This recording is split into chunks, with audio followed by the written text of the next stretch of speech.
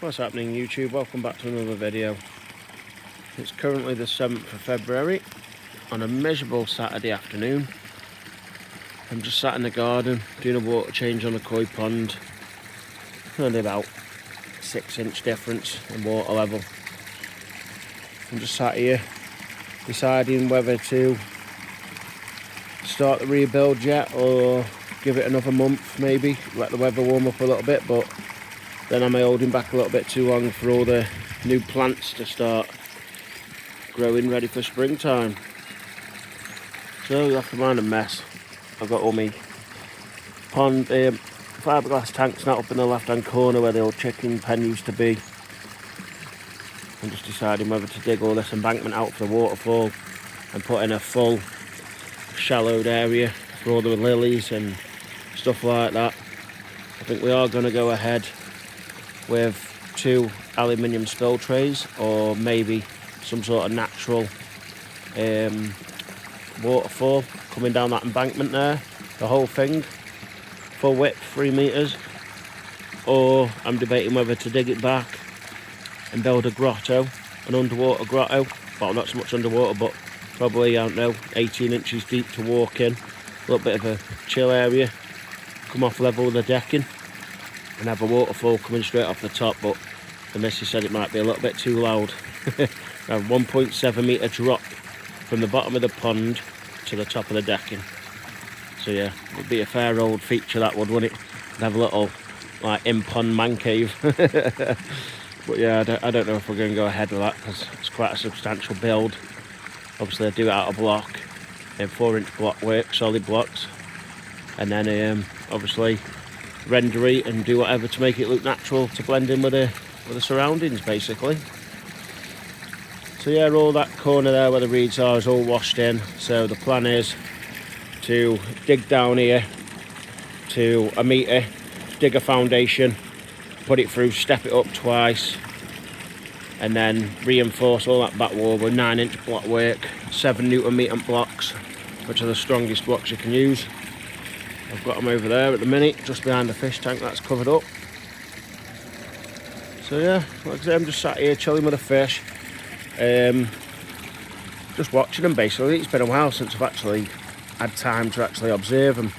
As you can see there then, the big Benikiki Cruise flashing.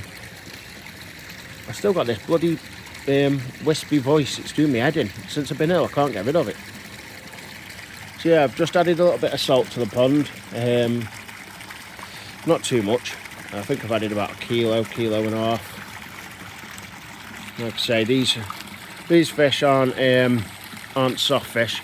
They're very hardy. They've been through thick and thin with me over the past few years. Obviously some of them are new.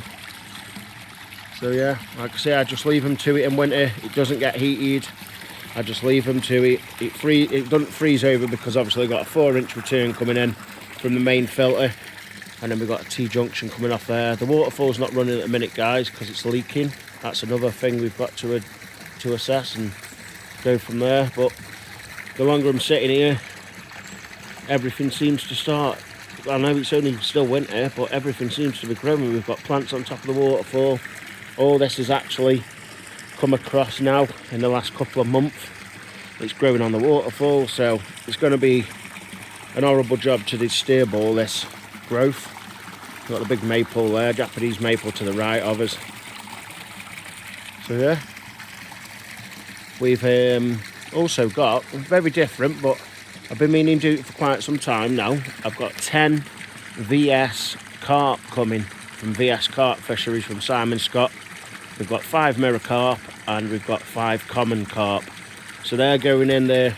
So just in front of you there, that carpet, like that rug, is covering my 3.5 foot by 2.5 foot by 17-inch Stingray pup tank.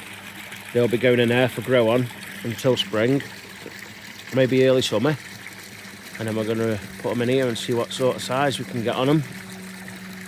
Hopefully they do well, because he has got some of the biggest carp I've ever seen and some really nice ones. And then the other thing we're going to do, I might be moving a few carp on from out of here and a few other fish. I have a plan to get some new kahakus. I'm thinking 2 male and 2 female, because every time I come out and look at the koi pond, I feel like it's missing a bit more red, white and black, or just red and white. So yeah, I've got quite a bit of orange and yellow. You can see I've got the ghosties, I've got the Yamabuki Ogans. So yeah, I've got quite a few orange bennies and kajakus. So yeah, we're going to have a bit of a change around, I think. But like I say, I am making the pond bigger. We're going to be 2 meters this way, so it'll be 4.5 meters wide by, if I decide to take that embankment out there, it'll be 6.7 meters wide. No, sorry guys, 7.2 meters wide. Long, sorry. 7.2 long by 4.5 wide. And then this bit here where I'm sat, got the UV. That was just a quick fix. I never got around to replacing the UV back to its original place, because obviously we're moving all the filtration up into the top left corner where we've got the fiberglass ponds. So yeah, I'm going to leave you with some underwater footage, guys. If you have any good thoughts on plans for, obviously it's a natural pond and I like having the plants in that. If you've got any good ideas, guys, drop them in the comments and let me know what you think.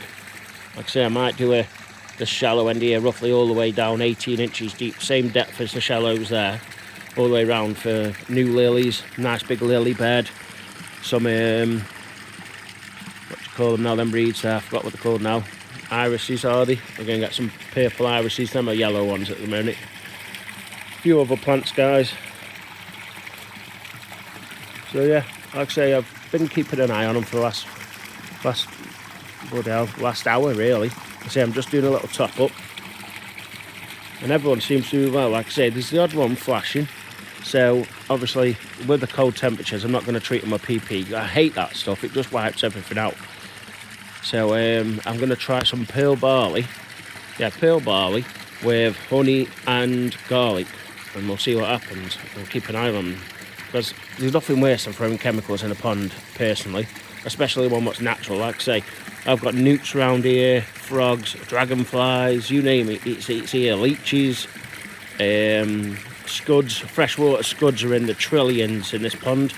Absolutely millions of them, guys. The filter's absolutely full of them.